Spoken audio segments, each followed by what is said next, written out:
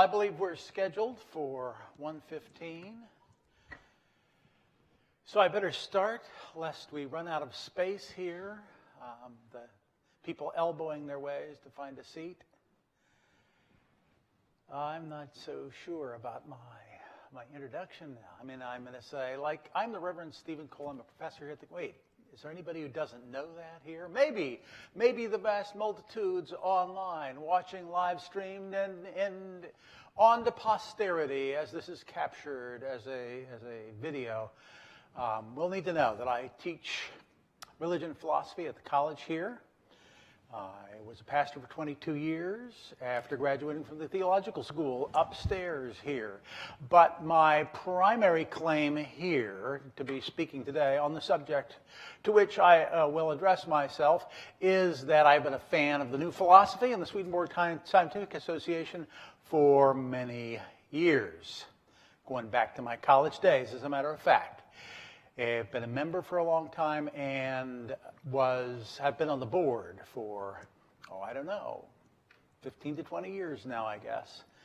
So I'm a fan, I'm a supporter. What I was prepared to address was that we might have people who were the fans of Swedenborg's philosophy and those who might not be. So there's my subtitle, 100 Years of the Swedenborg Scientific Association. Now, part of the problem is that's sort of poetic license. It's actually more like 120 years. As a matter of fact, 1917 is really the 120th birthday of the Swedenborg Scientific Association. And not just looking back, so far, but also to its contributions to a new world of ideas, which we hope is at present and even more so in the future. So, this is for fans of Swedenborg's science and philosophy, but it's also, I want to allow for the fact we may have people who need to be convinced that there's any point to looking at Swedenborg's science and philosophy, and beyond that, even if you're not convinced that there's still a role for the Swedenborg Scientific Association and the new philosophy.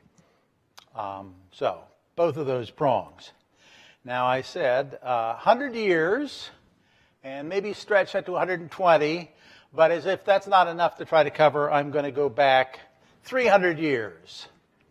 Where does that get us? That would be about 1717, wouldn't it? Okay, so what are we going to try to cover?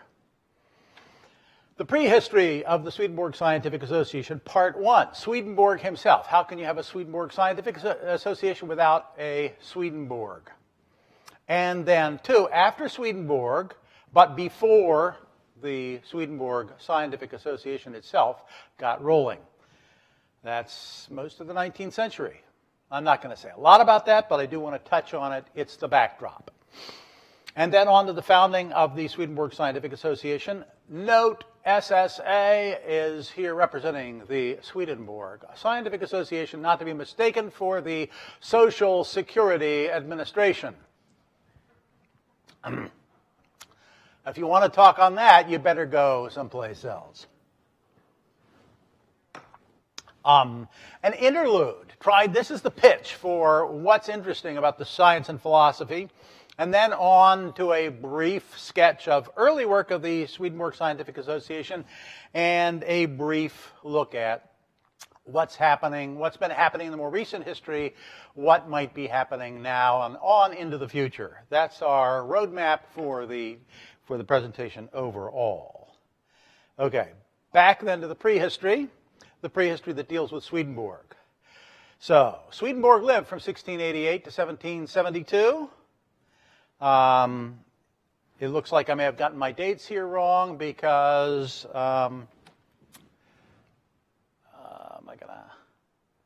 There we go. This thing doesn't work on that.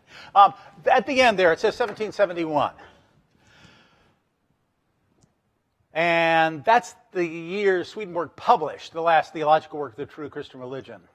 And so that's where I'm talking about the stuff he published during the theological period, and not right up to his last year, which was only a year later. But there's the broad scope of Swedenborg's life. This is commonly divided at least once, maybe twice, to say, well, there was his childhood and education, then there was his scientific and philosophical period, and then there was his theological period.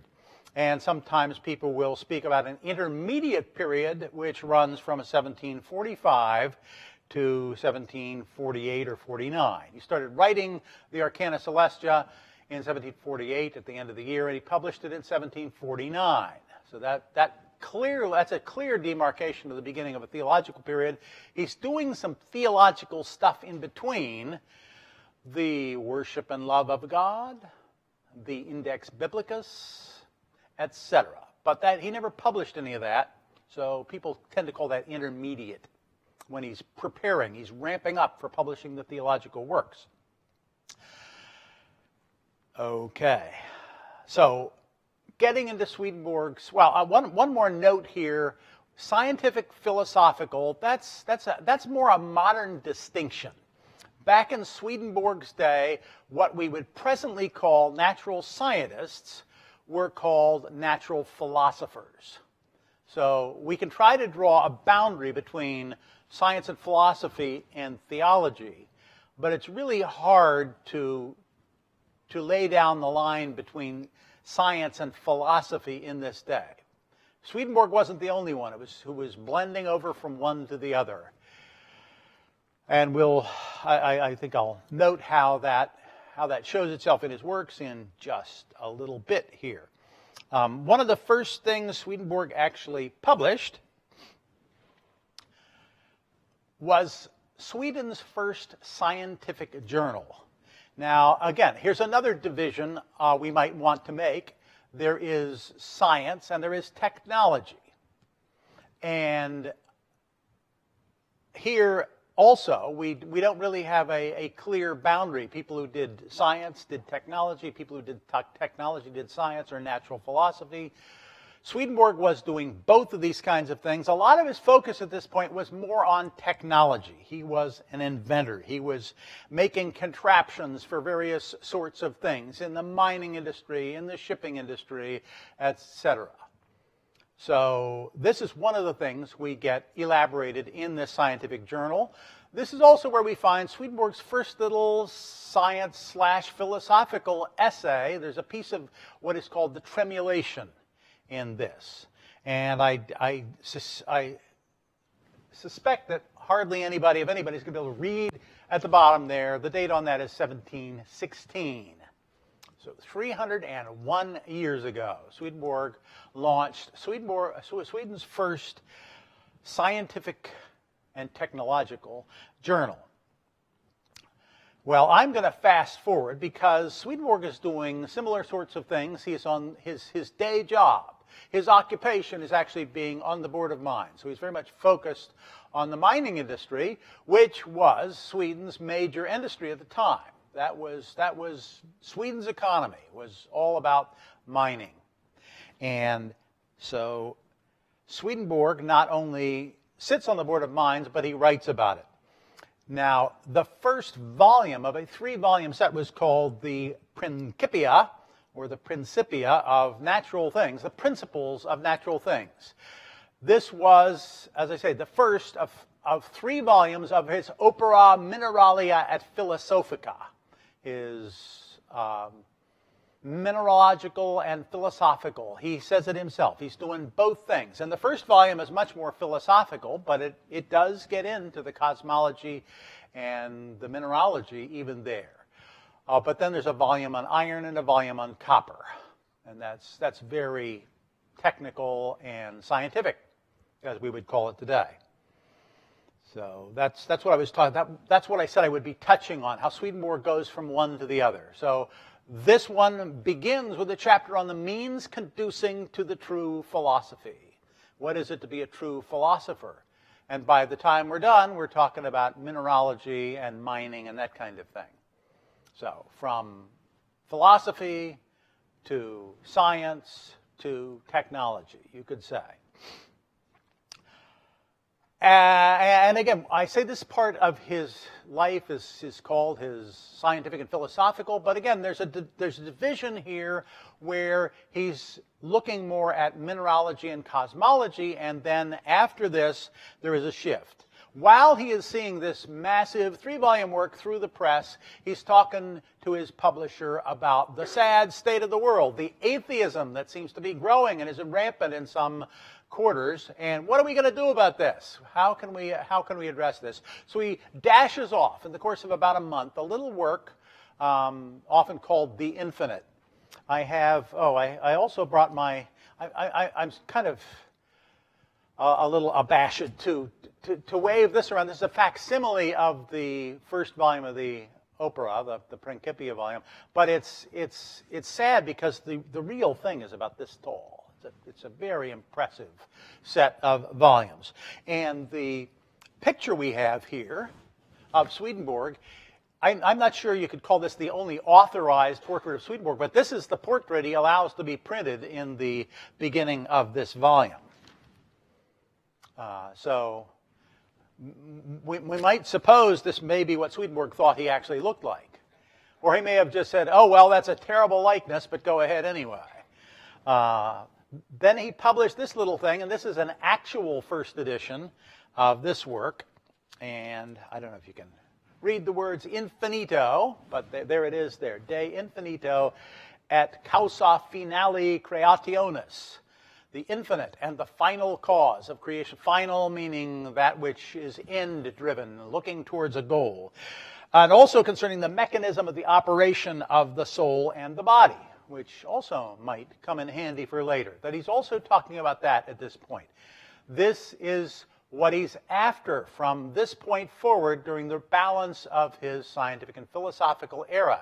He's interested in the connection of the soul and the body. So he focuses a lot on the body, but what he's looking for is evidence of the connection with the soul.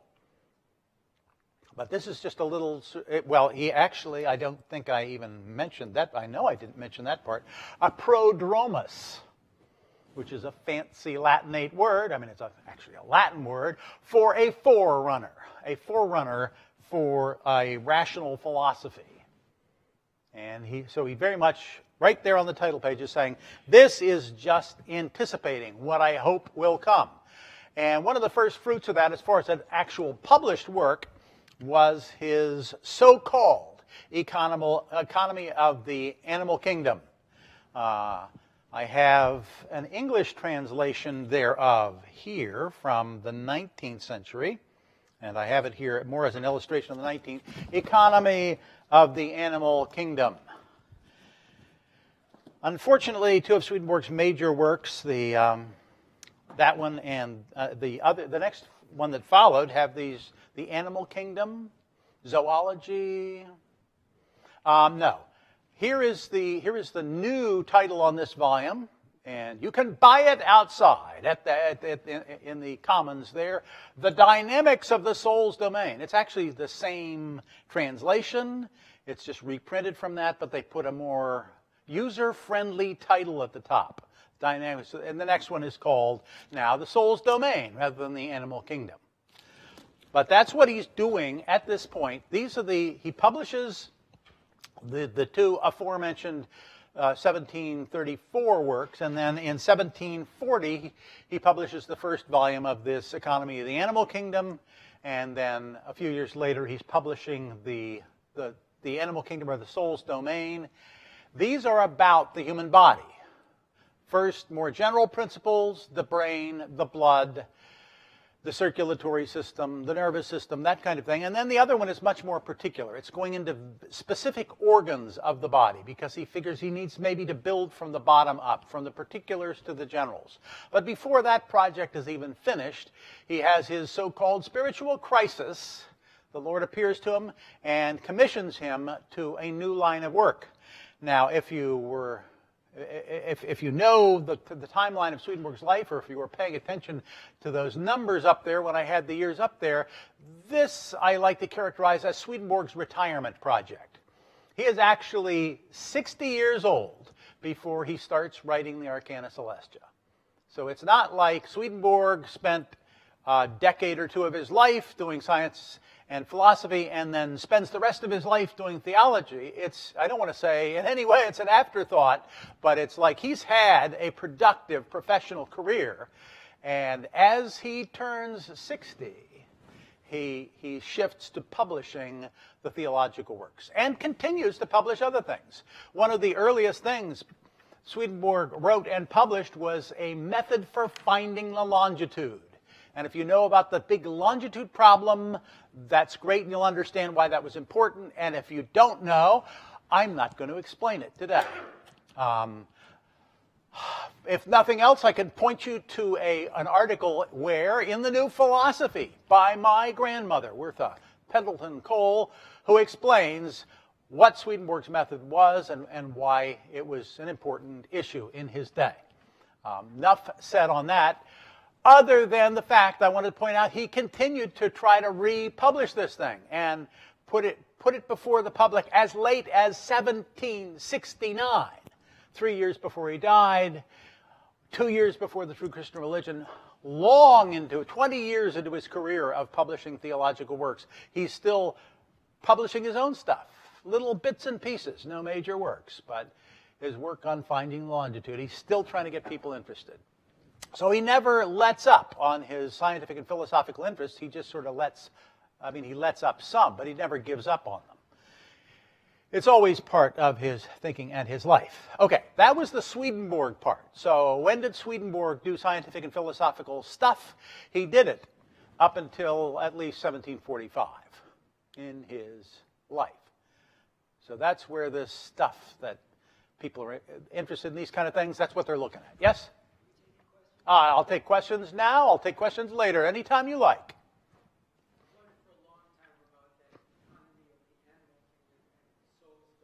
Yeah? Yes, that would be great to clarify. Anima is the word for soul. As a matter of fact, right here I have a book, probably improperly titled De Anima, which is later, well, actually, here is Frank Sewell's translation, The Soul, or Rational Psychology, which is a translation of this. By the time Alfred Acton, whom we shall get to, was translating this, he simply called it The Rational Psychology, feeling that was a more fitting title for the work. But Aristotle had a work, De Anima, and it's kind of a big deal. So, anima is soul, and in typical Latin fashion, you form an adjective out of that, anima animalis, of or pertaining to the soul. Well, it may not have been a mistranslation at some point in the history of the English language, but for people today, it's a pretty significant, and economy as well. We now think dollars and cents. Maybe some of us date so far back, dare I say, as to when one of the genders who shall remain nameless studied home economics, which simply meant the running of a household. It didn't have anything to do with keeping the books or balancing the checkbook. It comes from the Greek word oikos, which means the household and a proper running of the household. So the household of the soul's domain, the right ordering, the right running thereof. And what's that? That's dynamics. That's a little bit looser, a little further from the original concept, but it does it better justice at this day than the word economy does. Good? Question answered? Great. Okay, now I would say not only Swedenborg, other people were using this. Wasn't some peculiar expression Swedenborg came up with. Other people wrote about the regnum animale. So it wasn't just, everybody knew what that meant back in Swedenborg's day. It meant the kingdom of the soul. Oh, right. So this is the first one, the dynamics of the soul's domain, as we now call it. And that wraps up the what I wanted to say about the prehistory Swedenborg part, the 18th century part, you might say. Now I want to move on to the 19th century portion. Well, there was actually a lull in interest in Swedenborg's science and philosophy from his death to about the middle of the 19th century. People who were interested in Swedenborg, people who were interested in what he had to say, were mostly focused on the theological works, which is probably a good thing. They were translating them into various modern European languages, English in particular, but also into German and French. They were publishing some of the manuscripts that Swedenborg had left, manuscripts on theological subjects, and that was plenty for these people to be focused on and devoting their efforts to. But along about the middle of the 19th century, people became more interested in A, the works that Swedenborg had published on the scientific and philosophical topics, and B, on some of the unpublished manuscripts Swedenborg had left behind, which on these topics which hadn't yet been published. He left the manuscripts behind, no publication. So among those were two massive works on the brain, which have since been published as The Cerebrum and the Brain. Of course, they've got exactly the same title in Latin, De Cerebro, but because there was a later work called De Cerebro, Codex 55 in the manuscript collection, published by Toffel under the name The Brain, I should say Rudolf Leonard Toffel, R.L. Toffel, The Brain. This is just one of two volumes, and these two volumes are only half of what he originally intended to publish. It was going to be like that on the shelf. And then along comes Alfred Acton about 50 years later saying we ought to publish his first work. Well, we won't call it The Brain. That would be too confusing. We'll say something that's more like the Latin title. We'll call it The Cerebrum. It doesn't just mean the cerebrum. It means the whole brain. Okay. So how did this stuff get rolling? Well, I mentioned Rudolf Leonard Toffel because the next thing I want to do is talk about his uncle, J.R. F.R. Emanuel, Johann Friedrich Emanuel Toffel, commonly called Joe Freem by people in the business. I mean, not at his time. I don't think anybody would have called him that to his face. I waved around De Anima. This is one of the first of Swedenborg's unpublished scientific and philosophical manuscripts to be published by this guy. He's there. See, J-O-F-R-I-M. Looks like Joe Freem, doesn't it? Back in those days, there were four of these Toffel brothers. Two of them became earnest, energetic workers in the vineyards of the new church.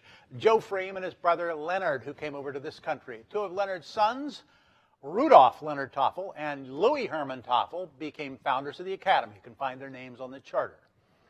So that was the American branch of the family. Emanuel Toffel, as he probably should be more properly called, stayed at home in Germany. He was the librarian of the University of Tübingen, but he published piles of stuff, not just the scientific and philosophical. He published second editions of many of the theological works in Latin as well. Well, they're still in Latin, and this De Anima is in Latin, so it hasn't actually made its way out into the English-speaking public very far. So that's the next thing that happens is people begin to translate some of the Swedenborg's published scientific and philosophical works and also some of his unpublished manuscripts now published posthumously. So there's the one I was just showing you, De Anima.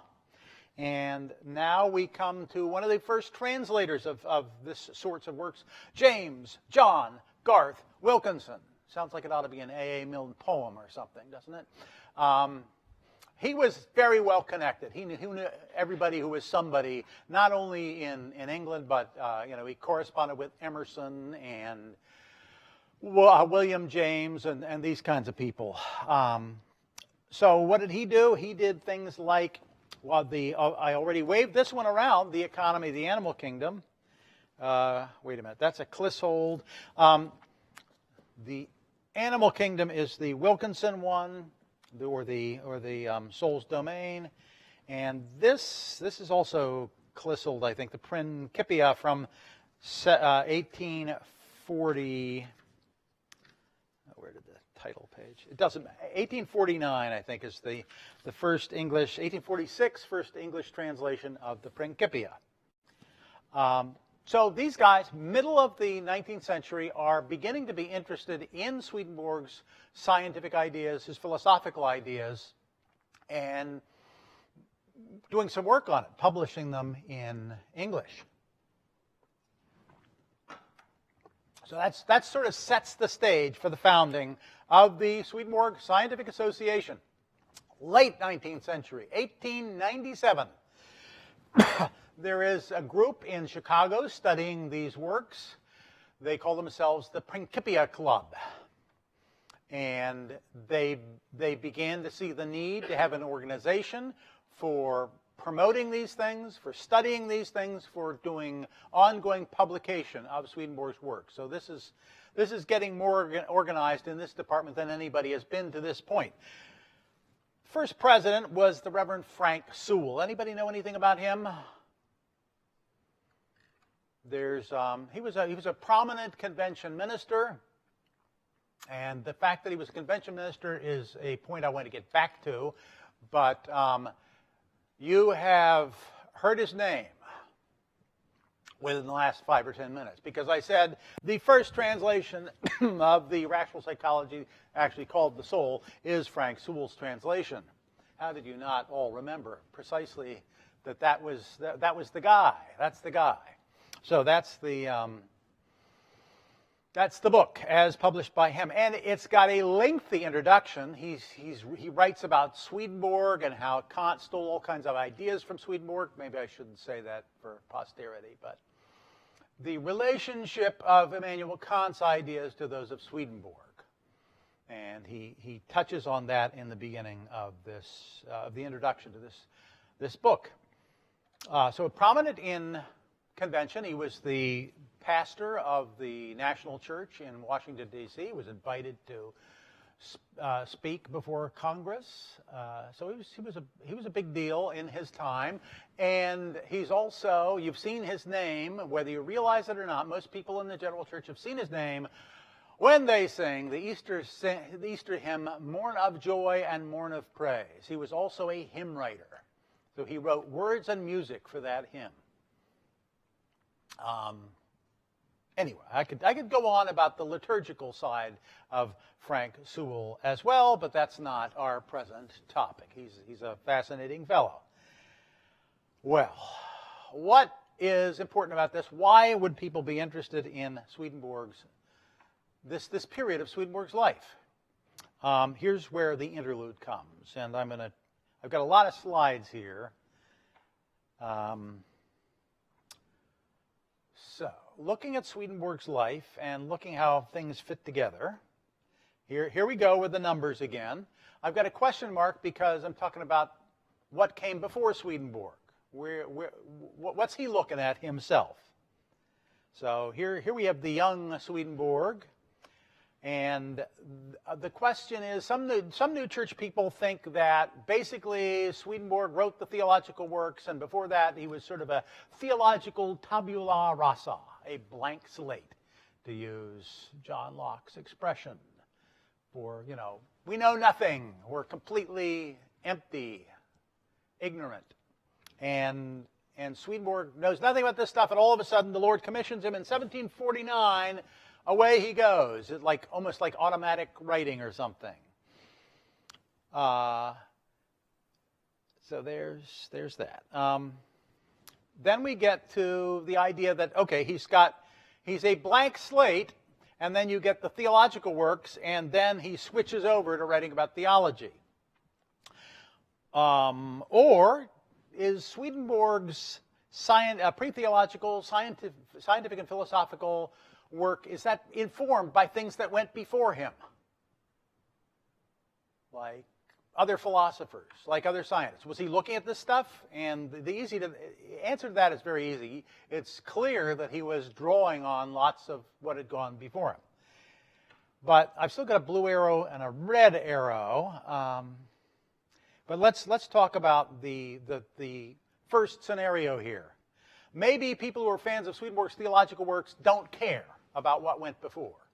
Maybe that's a clean break. Whatever he was thinking before, now he's doing entirely new stuff. The Lord's inspired him. Why do we need to know anything about that? And let's see. I want to talk about an additional scenario where you've got a divine inspiration, as it were, even of the pre-theological works. Now, why would anybody think of that? Well, Swedenborg wrote this, notice this work here is called the Mechanism of the Operation of the Soul and the Body.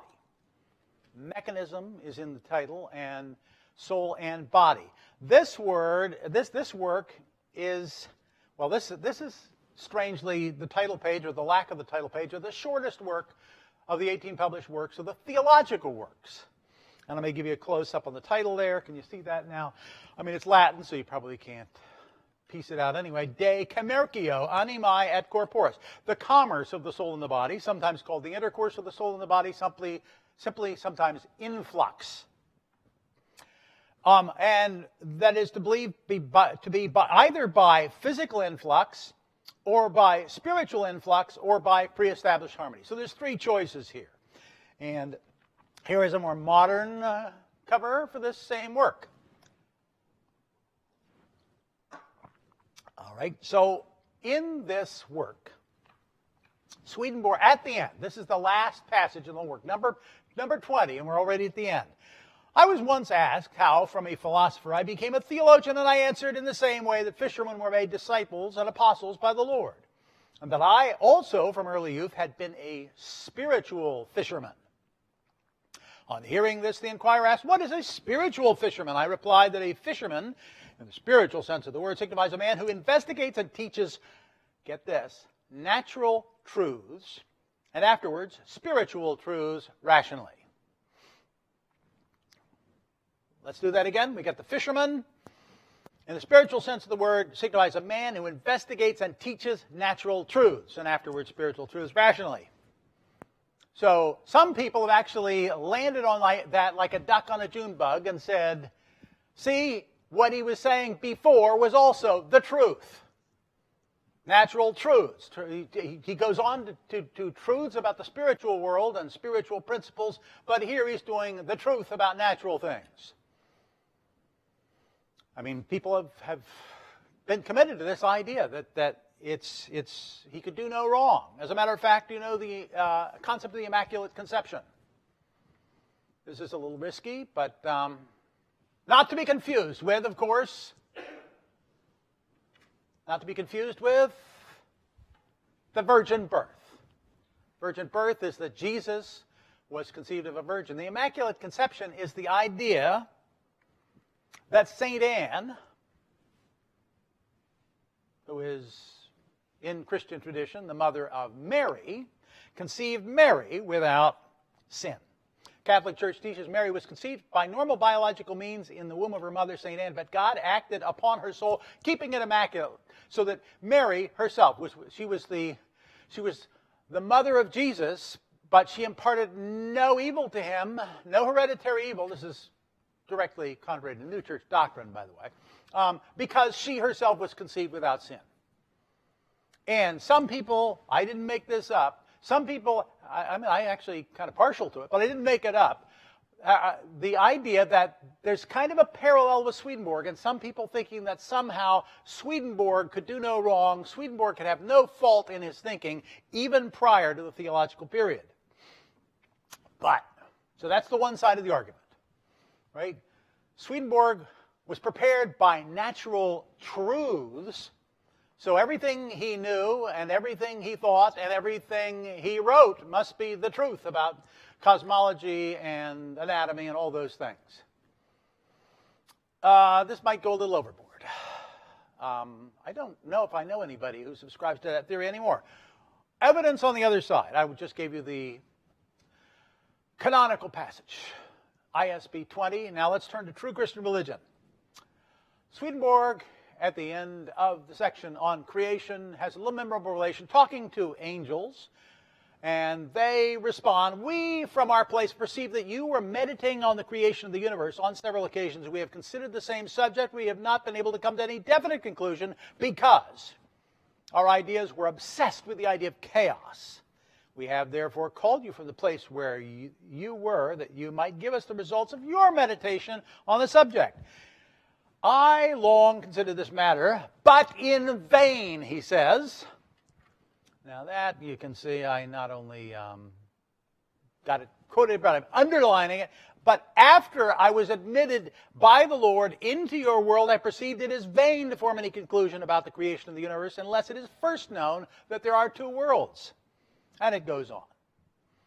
Right? So I see a pretty clear indication here that Swedenborg is saying, before I was introduced into the spiritual world, I was muddle-headed about the relationship of the two worlds and the creation, even of the natural world. And you got to know a bunch of stuff before you're ready to do that. Back to the ISB number, right at the beginning, it lays out some of these things we have to know. It's very like TCR 75, right before the one I just read, gives you a catalog of things you need to know to understand creation. These things cannot be explained except by one to whom it has been granted by the Lord to associate with angels in the spiritual world at the same time with men in the natural world, being in two worlds at the same time. So he's having these conversations with angels, as this book says. Continuing. Because this has been granted to me, I've been able to describe both the spiritual and the natural in their nature, which has been done in the work on conjugal love. The spiritual is described there in the relation, the human soul, and influx. So what do we need to know? There's a bunch of things.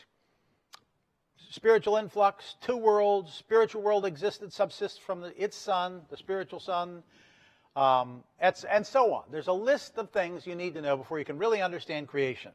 So back to 75, which came right before the relation I read about Swedenborg. I reasoned in vain, says he. No one can gain a right idea of the creation of the universe until his understanding is brought into the state of perception by some most general knowledges previously recognized, which are as follows.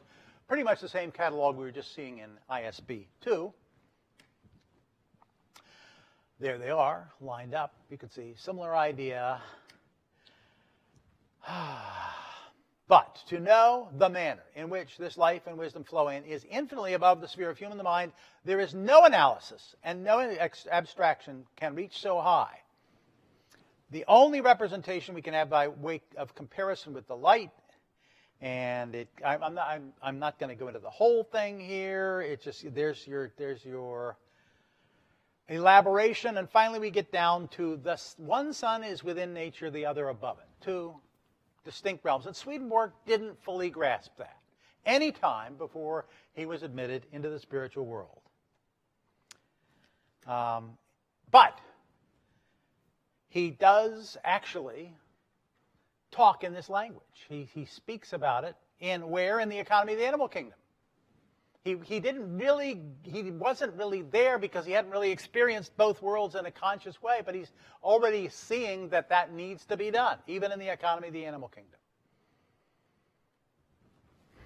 Or the dynamics of the soul's domain. So there is a bridge. There are these bridges, and that's the last piece. So piece one, there are people, or were people in the history of the thought about Swedenborg who said, well, Swedenborg had to be speaking the truth about natural things. He couldn't have had any falsities. And then there are people who say, he was just muddle-headed. He didn't know what he was talking about.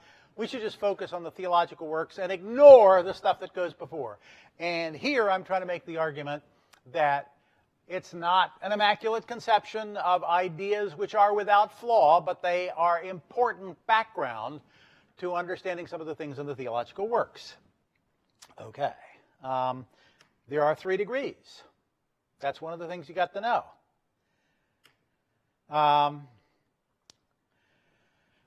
We have need, therefore, of some science to serve as our guide in tracing her steps, to arrange all things into series, to distinguish the series in degrees, to contemplate the order of each thing and the order of the whole.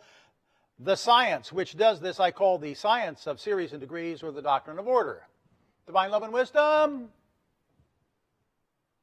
You should be able to anticipate me on this one at this point, right?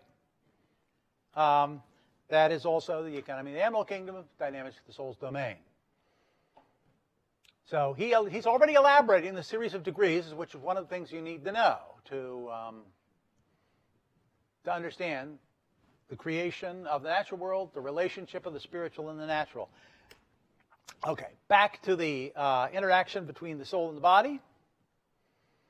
There are these three theories: physical influx, spiritual influx, and pre-established harmony. So you've got soul and you got body. How are they connected, if at all? Maybe there is no soul. Maybe there's just a body, and we have the illusion of having a soul. Do I have a... Wait, okay. Pre-established harmony is the idea there's a soul and there's a body, but there's no connection between them. And it's like two clocks, and they look like they might be connected because they keep time at the same rate, but they just got wound up together and set going with the same starting point. That's one of the theories. So, spiritual influx, physical influx, pre-established harmony. Back to the ISB, not 20, the last one, but the next to last passage, he tells a little story. One of the memorable relations, the memorable relation in this work. After these things were written, I prayed to the Lord that I might be permitted to converse with the disciples of Aristotle, at the same time the disciples of Descartes, and with the disciples of Leibniz. And these guys line up with those different theories. And in addition, we've got Leibniz, and on his at the skirt of his garment was Christian Wolff, who was an author. Swedenborg was a big fan of Christian Wolff. He had his Psychologia Empirica, Psychologia Rationalis, and so he wrote a rational psychology. The Oxford English Dictionary says Wolff is the first person to use the term psychology, or the Latin equivalent psychologia, in the modern sense of the study of the mind. Before that, it was the Department of Theology studying the soul. And Swedenborg picks right up on this. He's got these books hot off the press, and he's writing his own responses to what Christian Wolff has to say about them. Okay, so let's review these different theories.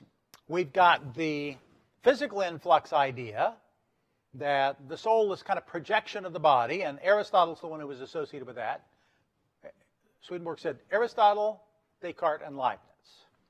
And here's the Aristotle theory. That's meant to be Aristotle with Plato. Plato's saying, no, there's stuff up there, and Aristotle is kind of like, let's stick to what's here. Famous painting of the School of Athens, and the two philosophers represented in that way. Then we've got Descartes. And I don't know why I don't have an arrow on that one, but that should be going down. And then the pre-established, I don't know where my arrows went. That one should go no arrow. There should be a bar between these. So what happens? He got the followers of these three, and we have a contest, and they have a lottery, or a drawing of lots, to figure out which one is right. Then they chose one of their number to draw, and putting in his hand, he took hold of that on which was written spiritual influx. That's the Cartesian theory. Well, that's a lucky chance. But then he says, then an angel suddenly stood by and said, do you not believe that the paper in favor of spiritual influx came out by chance, but from providence? Do not believe that it came out by chance, but from providence. For you do not see its truth because you are in confused idea, but the truth itself presented itself to the hand of him who drew the lots, that you might favor it. So, it wins the contest. Why am I talking about this? It's a philosophical idea that was out there, a question that existed in Swedenborg's day, but back to the economy of the animal kingdom. There's the series in degrees. And as we get into this, he says, well, there's three possible ways to look at it. Physical influx, occasional causes, or pre-established harmony. He's calling it occasional causes here, but it's Descartes' theory. Three theories. Pre-established harmony is mentioned last in both cases. Direct parallel here between what is said in 1769 at the end of the theological period and the account that he gives in the economy of the animal kingdom. preface to the introduction of the rational psychology. We get the series and degrees. So what? What am I trying to do with that? I'm trying to say that he got this stuff from Wolff. The idea of, Wolff believed in pre-established harmony, but he got the whole layout here of there's these three theories right out of Wolff's rational psychology. So that's my case for, it's not completely revealed truth in the pre-theological works, but on the other hand, you need them for background for a number of things in the theological works. So turning to the early work of the Swedenborg Scientific Association. At first, they were focused a lot on publishing and expounding what they were publishing. So get these works in print, keep these works in print, make sure there's Latin editions if possible, translate those into English, and then let's start explaining. Principia Club, I mentioned that a while back. The Principia Club got interested in this, and then we got the Swedenborg Scientific Association. At the Principia Club, one of the leading figures, one of the figures who brought a lot of energy to it, was Lillian Beekman. And so this is an important part of the story here. She was one of the instigators for the study of Swedenborg's philosophy and science, and she belonged to that group that kind of looked on it as a revealed science for the new church. W.F. Pendleton, the bishop of the General Church at that point, was another one. He gave a talk on the future of the academy, and he said, where are we going to get new church science? We got Swedenborg's works, which will give us the foundation of a new church science. So they were extremely excited about this stuff at that point, and that was the atmosphere into which the Swedenborg Scientific Association was launched. So she's one leading figure. Another leading figure in the early days was Right Reverend Dr. Alfred Acton. I swiped this image from the portrait in the Swedenborgiana Library, and very fitting it should be in the Swedenborgiana Library. So, what was Beekman doing? She was not doing the translating or the publishing. She was doing the expounding part. And I don't think you can probably read the tiny print here, but this is a solar vortex. This is an illustration from her book, Swedenborg's Cosmology. So she's got Swedenborg's Cosmology. She's got the return kingdom of the Lord's proceeding. She's got the Principia and spectrum analysis. She's spinning out all kinds of things. Everybody's very excited about this. I'm going to tell a personal little story here. Many years ago, 1991, I'm writing a paper on the human divine for the Council of the Clergy. I'm seeing some papers in the archives that look interesting. 1911, they're writing about the Lord's incarnation, the Lord coming into the world. I see 4 papers I'm interested in, so I write to the archives from Michigan, where I was living at that point, and they say, do you want the 5th paper that was delivered to the council? I said, I didn't see a 5th paper in the index. They said the 5th paper delivered to the council on the Lord's incarnation at that point was by Lillian Beekman. And she was explaining the Lord's incarnation in terms of the Principia cosmology, with the first finites here and the passives here, and the whole machinery of the Principia brought to bear on the theology of the Lord's incarnation. There's another illustration. It looks like a spring maybe, but that's meant to be a model of a solar vortex. So people were into making models of these things. Some of them we still have down in the Swedenborgiana Library. You may have seen these things. There's some mining machinery. There's the famous model of the airplane. We've got a artist's conception out there of Swedenborg drawing the plans right off of the commons there. All right, so that's what she was doing, the expounding. Alfred Acton devoted much time and energy to translating and publishing such manuscripts as had not yet been published, like, as I mentioned, the Cerebrum. That's one of the books, which is in this series. I don't have that particular one here. It's out there on one of the tables. That's the modern cover with the pretty picture, etc.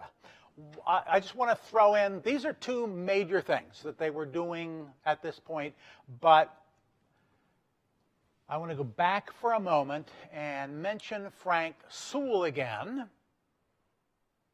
convention minister. So one of the points I wanted to make, while they were doing this work, there was a lot of activity here in Bryn Athyn. Alfred Acton, Lillian Beekman was here. But the Swedenborg Scientific Association had a broader scope than this because it had members not just from the general church, but from other new church organizations. The first president, Frank Sewell, was a prominent convention minister. And there continue to be other people out there doing the work of the association. I want to mention one other example here, and that is J.R. Swanton, who wrote a book called Emanuel Swedenborg, The Prophet of Higher Evolution. He was in Washington also. He worked at the Smithsonian. He was an ethnographer. You look him up on the internet, you're going to find a lot of publications on the Native Americans by Swanton in the 1920s or so. But he was also active in the Swedenborg Scientific Association. There were people who were interested in science and the doctrines, and I say science and the doctrines, and that gets us to kind of a new stage. As we go along, here's a few more I thought I'd mention. I don't have their names on there. That's Dr. Hugo Oedner. E.E. Unerick, he did a lot of the translating. He did the Psychologica, and he did some draft translations of other things that weren't published. And C.T. Oedner, Hugo's uncle, was one of the people who questioned the Beekman theory that that basically Swedenborg science was the truth about reality. And at that point, there was kind of a backlash.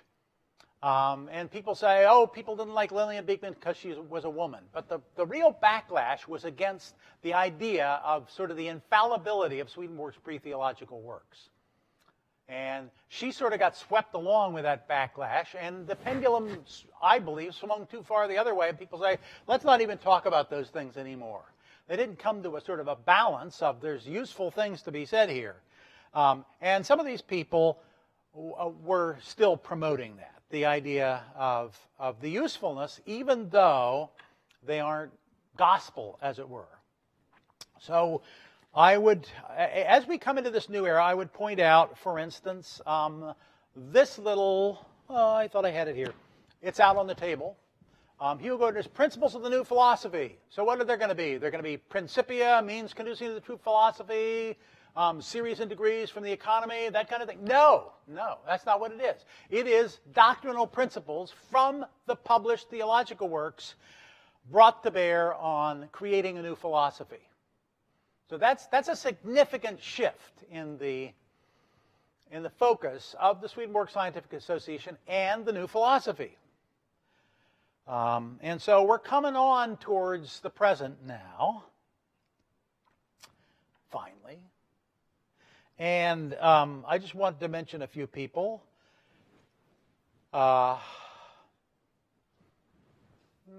probably aren't many here who wouldn't recognize Edward Allen over there, who was the editor of New Philosophy for a long time. He taught Swedenborg's pre-theological works, but he wrote a lot about philosophy from, he also taught New Church philosophy based on divine love and wisdom.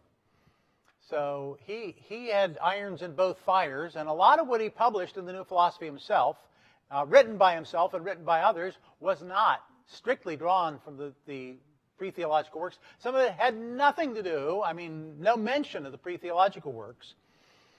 I mentioned Hugo Oedner with the Principles of New Philosophy. I also wanted to mention the Human Mind. It's got some material from rational psychology, but it's mostly published by the SSA, but it's mostly from the theological works. Imagination and Rationality by George de Charmes. Again, largely from the theological works, a little intermingling of pre-theological stuff, but reprinted from New Philosophy by Swedenborg Scientific Association. Do you see the shift here? Edward Allen was part of that shift. Charles Cole was part of that shift. Boyd Osplin was part of that shift, right? He's writing about natural law, right? The article in New Philosophy about natural law. And the reins went from Edward Allen to Leonard Alfelt, who, again, encouraged all kinds of things. I think it was under Leonard's editorship we got a department called Translator's Corner. And it wasn't about translating the pre-theological works. It was about translating the theological works. So we have Swedenborg's Neo-Latin. The new philosophy emerged as a scholarly or academic journal for new church thought, not excluding the pre-theological, but no requirement that be included. Okay. Charles Cole, longtime president of the Swedenborg Scientific Association and presiding over it as it made this shift. Edward Allen, the editor of New Philosophy, while it was undergoing this shift. Leonard Ohlfeldt continuing and another stalwart in this cause. The editor since then, for many years, has been our own esteemed Erland Brock. Okay, I've got Dan Goodnow here. He was a player in the Swedenborg Scientific Association, but I want to mention him as another example here of the kind of thing we've got going on here, published by the SSA. We have Divine Providence and Free Will in Human Actions. And we got, you can't read them obviously, but there are footnotes, 119 through 129. We've got, I wanted to count the footnotes here. Over 200 footnotes, close to 300 footnotes, and almost all of them from the theological works, not the pre-theological works. Not that there's anything wrong with those, but here we have something, the work supported by the SSA, published by the SSA, about applying doctrine to the idea of history. That's really what that is about, is history. And so, we go all over the place. Translation, history, language, and yes, philosophy, but philosophy how? I mentioned the three scenarios about Swedenborg and the transition from what went before Swedenborg through the pre-theological works to the theological works. I want to talk about a similar pattern of three scenarios, three new scenarios that go out the other side of the picture. Okay, I'm going to stretch the timeline out beyond Swedenborg, and I'm going to say what might people be interested in? They might be interested in Swedenborg's influence, whether or not it's acknowledged, whether it's simply permeated. Do the theological works, that's the red arrow, theological works have an impact on people's thinking. People might be interested to think about, okay, but there are things in the pre-theological works which lead into the theological works, which then become influential. The doctrine of correspondences begins in the pre-theological works. And there are people who are influenced by both together. They've got Swedenborg's pre-theological works and his theological works on the shelf. And there's also the possibility that people are interested in the influence of the pre-theological works on other people. This would be like the Kant-Laplace idea that the solar hypothesis somehow came from Swedenborg and got to other people. So people are looking at all three of these things at this day. And not only people looking at these things, but this is the shift in mission, the shift in perspective of not only the New Philosophy, the journal, but the Swedenborg Scientific Association as well. And so my last exhibit here, I think I've paraded down my whole wall of books. We had thought originally when we scheduled this book fair, we might have Reuben Bell with us. Here is a fat manuscript by Reuben Bell called Intelligent Default, Emanuel Swedenborg's Theistic Science as a Model and Method for Solving Contemporary Problems in Natural Philosophy. So it's got a lot of stuff here, but I open at random. Divine Love and Wisdom, True Christian Religion. Reuben Bell is our current president of the Swedenborg Scientific Association, and he is very much into this kind of thing, where we want to see the influence of sort of the combination of the pre-theological and the theological works, or even just the theological, but we're gonna be looking for the other as well, where we have themes from the pre-theological through the theological and finally into other influence, and also just pre-theological works themselves influencing things or being sources we can draw on for informing the thought of the future. This is my picture of the future of the Swedenborg Scientific Association and the new philosophy, and I think it is the shared vision of those who are still doing the work of the Swedenborg Scientific Association. One of the sponsors of the book Expo here, and so some of our publications most of our publications are out there available. Should you be interested? Many more than what I've got here. And at that point, I'm going to close and see if there's any questions. I said it all. Yes, sir. I was wondering if you could speak a little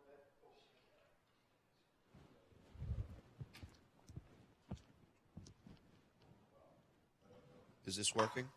I was wondering if you could speak a little bit about New Church methodology for the study of the social sciences. If there's been, if there were significant contributions to that early on, and if that's kind of in the area or in the focus of the Swedenborg Scientific Association. I'm thinking particularly of things like anthropology and psychology, possibly economics. Well, you threw in psychology, and until you said psychology, I was going to say very little. Even though, I mean, Swanton, I mentioned John Swanton, Swedenborg, the prophet of higher evolution. So he's trying to connect with evolutionary theory, which is, that's part of anthropology. I mean, we're talking about human evolution, but very little, generally speaking, until I would say the 1950s, when you begin to get people publishing in New Philosophy on subjects like history. And I tend to think of Dan Goodnow as why that was just last year, but I think this is 1975 maybe. No, what says 86? I'm actually going the wrong direction. I usually guess more recent. So that's about history. That's the main. It's not just a theological treatise. Dan Goodnow taught history. He had a degree in church history, and so he's interested in how the teachings of divine providence bear on history. William Kentner he published a book, but he had things in New Philosophy too about history. So we've got history and other anthropology. We get things about human evolution. We get more things about that into the 1970s. So that's beginning to show itself. 50s, 60s, 70s, we're getting history, anthropology.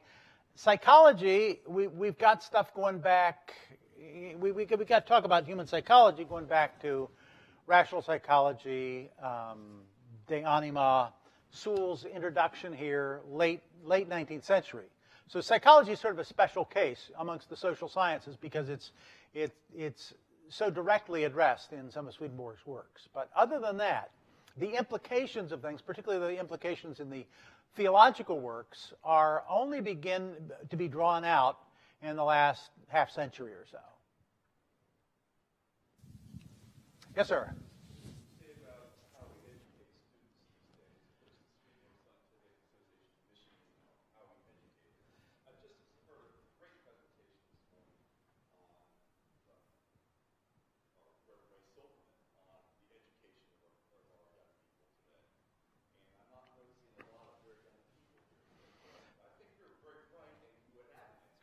Well,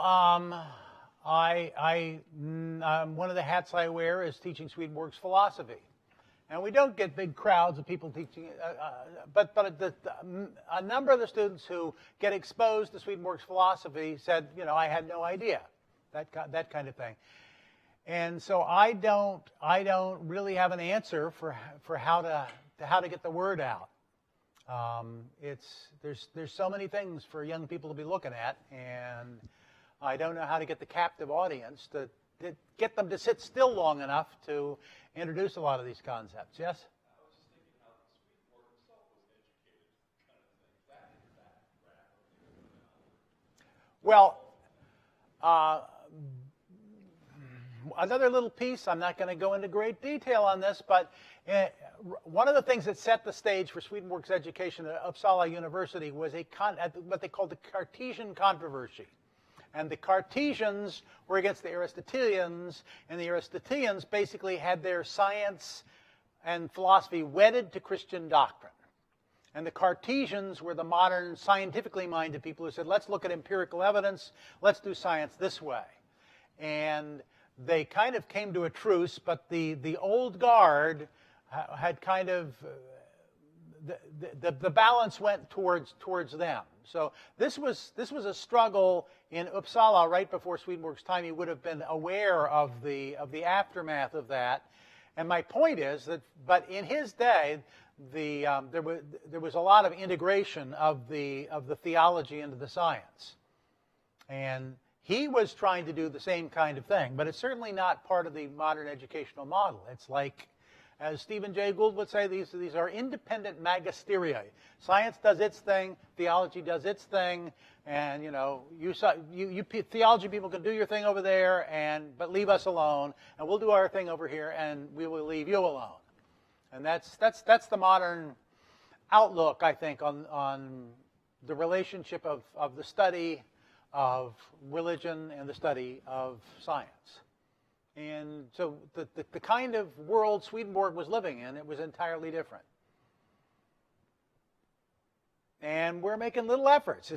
I think it's going to take some time to figure out how to do more of this kind of thing, where we take the doctrines and we see, not just here is.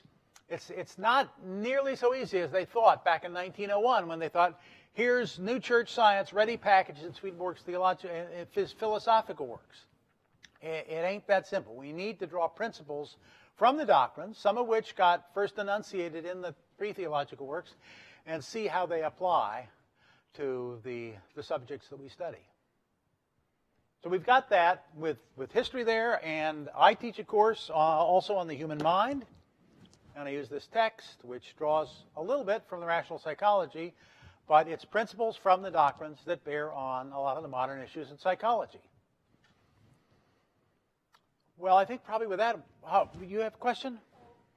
He asked my question. Okay, good, brilliant. I think at that point we'll wrap it up. Thank you.